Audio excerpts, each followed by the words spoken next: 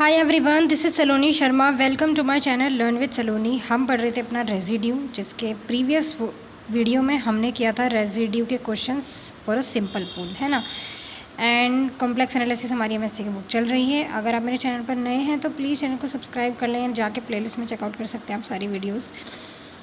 यहाँ पर आपको class 11th 12th and BSc की book differential equation and MSc की दिस कॉम्प्लेक्स एनालिसिस से रिलेटेड आपको कंटेंट मिलेगा।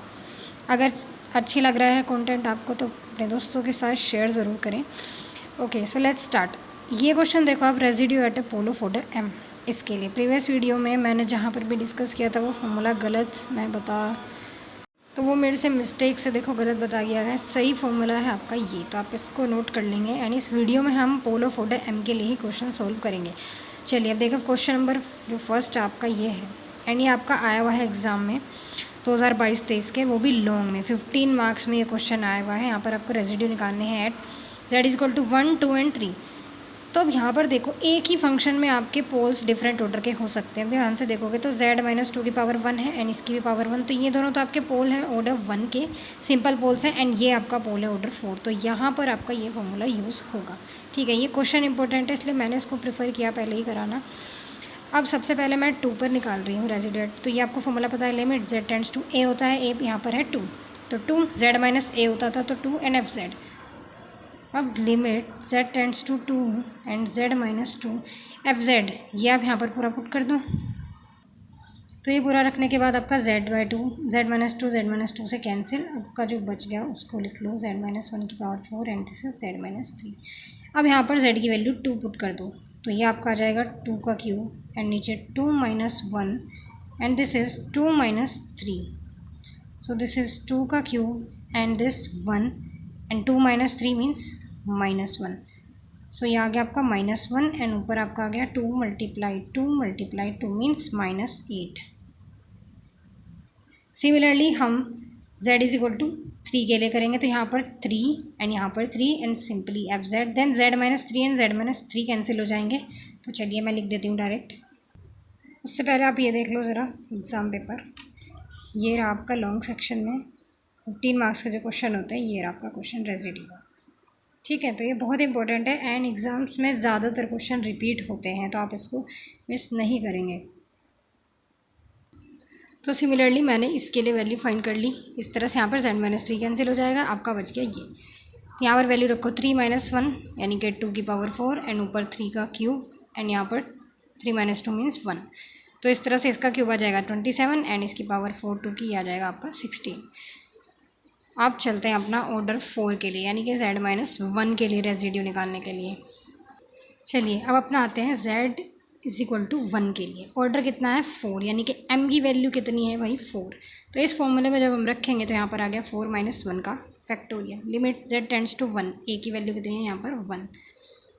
d डेरिवेट करना है आपको कितने टाइम्स, m - 1 टाइम्स। m की वैल्यू 4 है तो 4 - 1 एंड यहाँ पर z - a 1 की पावर 4 m है and this is f z।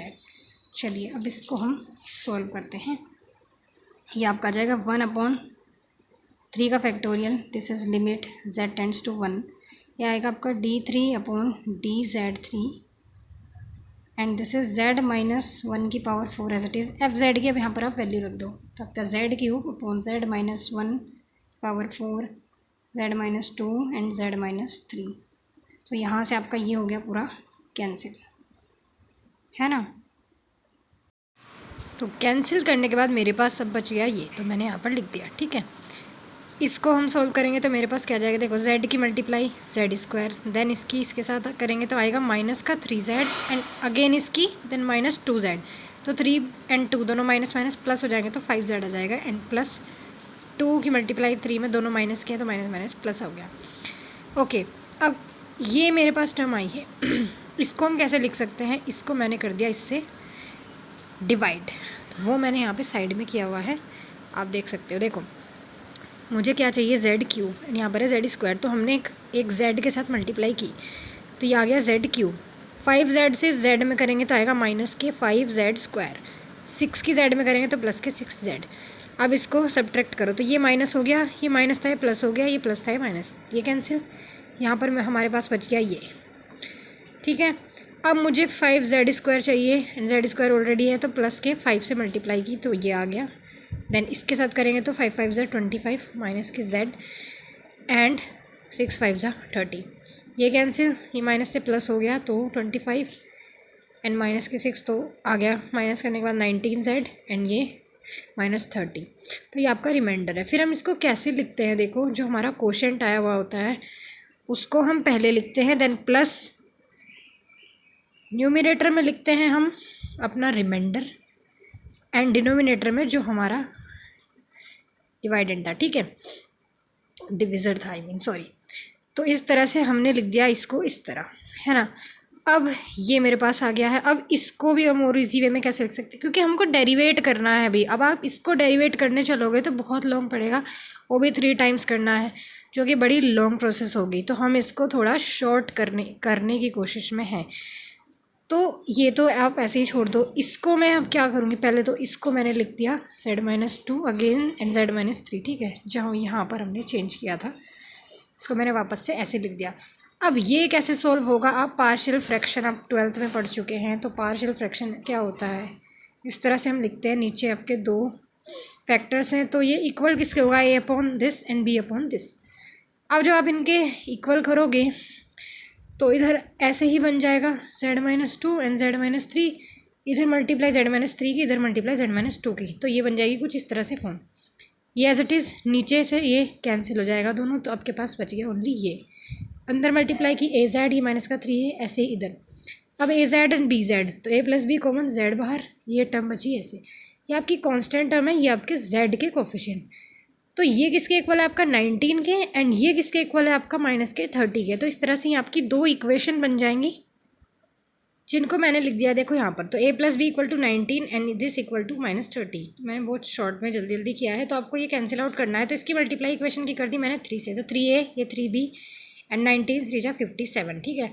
अब यहाँ से तो आपका a हो जाएगा कैंसिल, 3a ये 3b माइनस 2b आ जाएगा b, एंड यहाँ से 57 माइनस 30 ये आ जाएगा आपको 27, तो b की वैल्यू आ गई है। अब इसको अगेन फर्स्ट में रख दो, तो a किसके इक्वल होगा 19 माइनस b इधर चला गया, तो 19 में से आपका 27 माइनस ये आ जाएगा आपका माइनस का 8।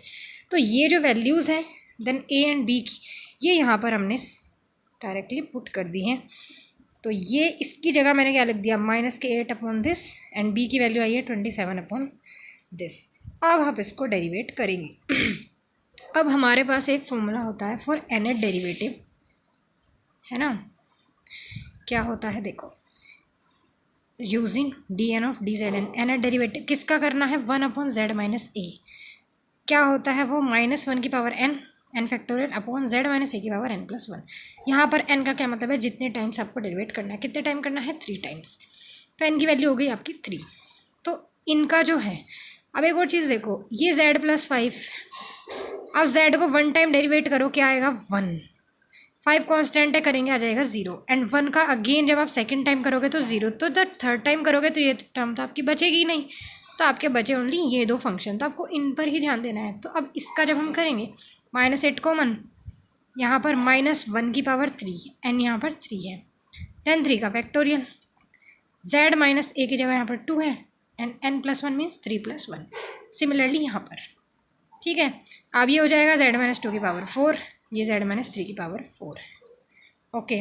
अब यहाँ पर -1 का क्यूब होता है आपका -1 ही, है ना, ओड पावर है, तो -1 एंड -8, तो ये आ जाएगा आपका सिंपली प्लस का 8। यहाँ पर ये -1, तो ये आएगा आपका माइनस का 27।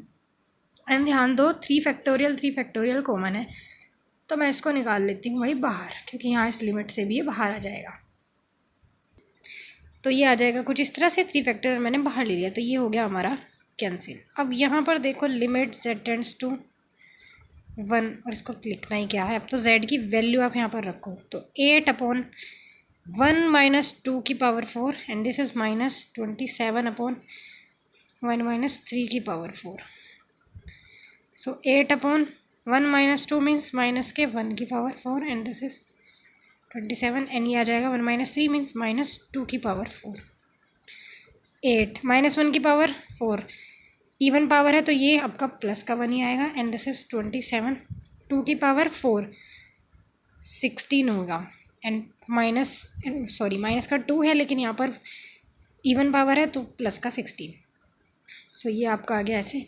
इधर आप डिनोमिनेटर सेम करोगे तो 16 8 जा -27 एन अपोन आपका 16।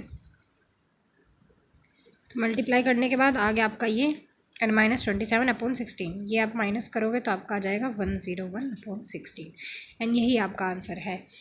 आई होप आपको ये क्वेश्चन समझ में आया होगा। बहुत इंपॉर्टेंट क्वेश्चन है एंड आई विल ट्राई कि मैं और 1-2 क्वेश्चन आपको कराऊं। या मैंने नहीं भी कराया तो देखो फॉर्मूला यही रहेगा फॉर ऑर्डर 1, तो आप इजीली कर लेंगे। एक ही क्वेश्चन में कई ऑर्डर के पोल आ सकते हैं, सिंपल पोल भी हो सकता है वो, एंड फॉर डिफरेंट ऑर्डर के लिए भी। तो सिंपल पोल के लिए आपका फॉर्मूला है ही, इस क्वेश्चन में कवर अप हो गया है, एंड फॉर ऑर्डर एन के लिए ये फॉर्मूला कवर अप हो गया है। तो आई होप आपको वीडियो अच्छी लगी होगी। Thank you so much for watching and if you like my content then do like, comment, share and subscribe. Thank you so much for watching till end bye bye.